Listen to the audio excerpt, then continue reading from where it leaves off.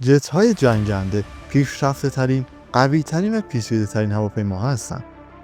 در این برنامه به معرفی و بررسی 10 جنگنده گران قیمت جهان می‌پردازیم.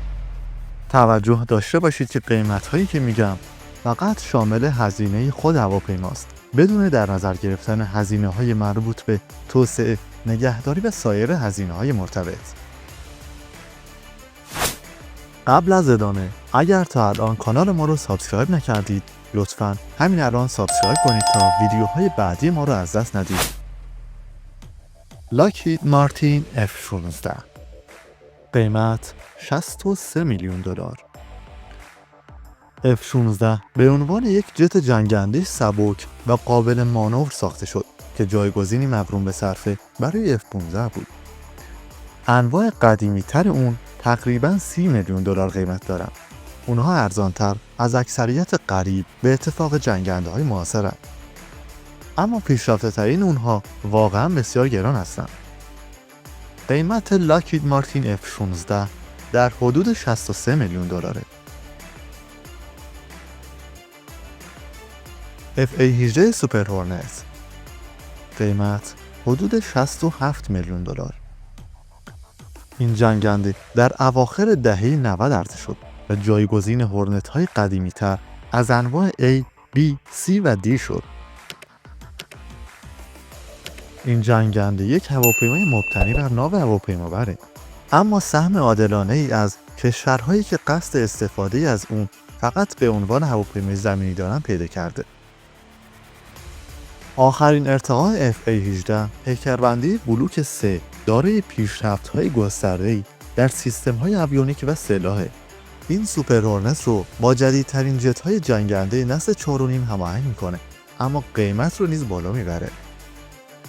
گرانترین نوع این جت EA-18G که یک هواپیمای جنگ الکترونیک اختصاصی با قیمت $125 میلیون، در حالی که میشه اون رو با مهمات هوا به هوا و هوا به زمین مجهز کرد.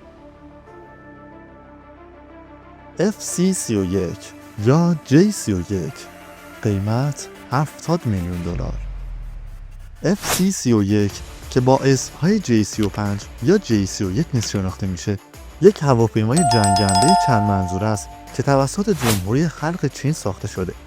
این هواپیما عمدتاً برای اهداف نظامی طراحی شده و به عنوان یک هواپیمای جنگی نسل 5 در نظر گرفته شده. J-31 برای مأموریت‌های مختلف از جمله برتری هوایی، حمله زمینی و شناسایی در نظر گرفته میشه. J-31 دارای فناوری رادارگریز، اویونیک پیشرفته و سایر ویژگی‌هایی که معمولاً مشخصات جت‌های نسل 5. به گفته مقامات نظامی و صنعتی ایالات متحده، اعتقاد بر اینه که J-31 احتمالاً از جنگنده‌های نسل 4 فعلی مثل F-16، F-15 و سوپر هورنت برتر خواهد بود. اما با این حال اثر بخشی اون در برابر جدیدترین جنگنده ها مثل F-22 و F-35 ایالات متحده به عوامل مختلفی از جمله تعداد هواپیماهای J-31 مستقر شده، سطح مهارت خلبانان و قابلیت‌های سیستم‌های راداری و سایر حسگرها بستگی داره. جنگنده سابسیونو گریپن قیمت $85 میلیون. جنگنده سابسیونو گریپن سوئدی از انواع C و D به دلیل اینکه یکی از ارزان‌ترین جت‌های جنگنده نسل 4 یا 4.5 بدنامه. هزینه اون میتونه تا $30 میلیون برای هر قطعه کاهش پیدا کنه که برای چنین ماشین پیشرفته‌ای مقرون به صرفه است. اما آخرین نسخه های اون E و F این قاعده رو تغییر دادن، در حالی که عملیات اونها هنوز بسیار ارزانتر از جت‌های جنگنده نسل 5. هزینه یکی از این جت‌ها بیش از 2 برابر شده. تقریباً همه چیز به جز بدنه هواپیما ارتقا یافته. از رادار جدید، موتور، اویونیک گرفته تا سیستم‌های تسلیحاتی پیشرفته.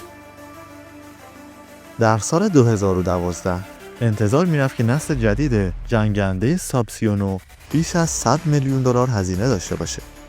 تنها در سالهای اخیر ساب موفق به کاهش قیمت شد و با کاهش قیمت این جنگنده بار دیگه به جت مورد تقاضا در بازارهای بین‌المللی تبدیل شد. چنگدو J-20 قیمت $110 میلیون. اطلاعات بسیار کمی در مورد جت نسل پنجم چینی وجود داره.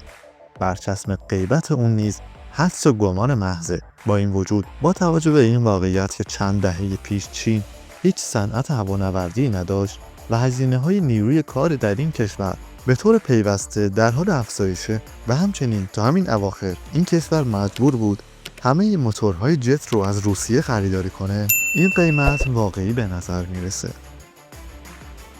J-20 برای فروش نیست، چون که چین هرگز قصد صادرات سلاح برتر خود رو نداشت. داسو رافال قیمت حدود $115 میلیون. گزارش‌های مختلفی در مورد قیمت رافال وجود داره که در ابتدایی ترین پیکربندی بین 100 تا $120 میلیون برای هر قطعه متغیره. مسلماً رافال به عنوان یکی از پیشرفت‌ترین هواپیماها و تولید شده در یکی از گرانترین مناطق جهان ارزان نیست. F-15EX استرایک ایگل قیمت $117 میلیون. خود F-15 قرار نبود ارزان باشه و آخرین نوع اون F-15EX این رو ثابت میکنه. مکدانلد داگلاس F-15E استرایک ایگل قرار جایگزین مدل‌های قدیمی‌تر C و D بشه، در حالی که مقرون به صفحه تر از پیشرفته‌ترین جت‌های نسل پنجمه. این مقرون به صفحه بودن بیشتر از هزینه‌های عملیاتی ناشی میشه. هزینه عملیاتی اون فقط $29,000 در ساعته. این هزینه 1/3 کل هزینه عملیاتی F-35 رو نشون میده.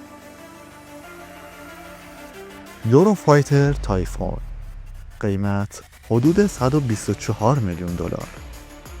یکی دیگه از جت‌های جنگنده اروپایی یوروفایتر تایفونه که ممکنه به قیمت $50 میلیون برای خریداران داخل اتحادیه اروپا قیمت داشته باشه، اما قیمت صادرات بسیار بالاتره.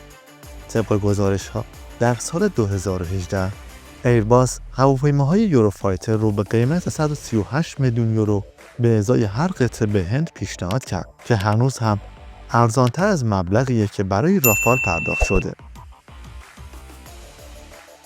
F-22 رپتور قیمت $143 میلیون. جنگنده F-22 رپتور که به عنوان یکی از بهترین جت‌های جنگنده در جهان ستایش میشه، جایگاه برجسته‌ای داره. این هواپیما جنگنده تاکتیکی رادارگریز نسل پنجم، تک سرنشین، 2 موتور و رادارگریز در همه شرایط آب و هوایی که توسط لاکهید مارتین برای نیروی هوایی ایالات متحده توسعه یافته، دارای ویژگی‌های درجه 1. این فناوری پنهانکاری بسیار قابل اعتماد رو در خود جای داده و به عنوان یکی از بهترین ها در کلاس خود شناخته میشه. لاکهید مارتین F-35 قیمت $177 میلیون. F-35 به عنوان گرانترین سیستم تسلیحاتی در تاریخ ثبت شد. هزینه‌های عملیاتی جدیدترین جت جنگنده نسل پنجم دارای بالاترین قیمت‌ها در جهانه که خرید و نگهداری این هواپیما رو نسبتاً گران میکنه. انواع F-35A، B و C برای همه مقاصد هواپیماهای متفاوتی هستند. گرانترین این جنگنده نوع F-35B که برای نشست و برخاست عمودی طراحی شده. این هواپیما با قیمت تقریباً $177 میلیون برای هر فروند عنوان گرانترین هواپیمای این لیست رو نیز به خود اختصاص داده. ممنونم که تا انتهای برنامه با من همراه بودید. لایک، کامنت و سابسکرایب فراموش نشه.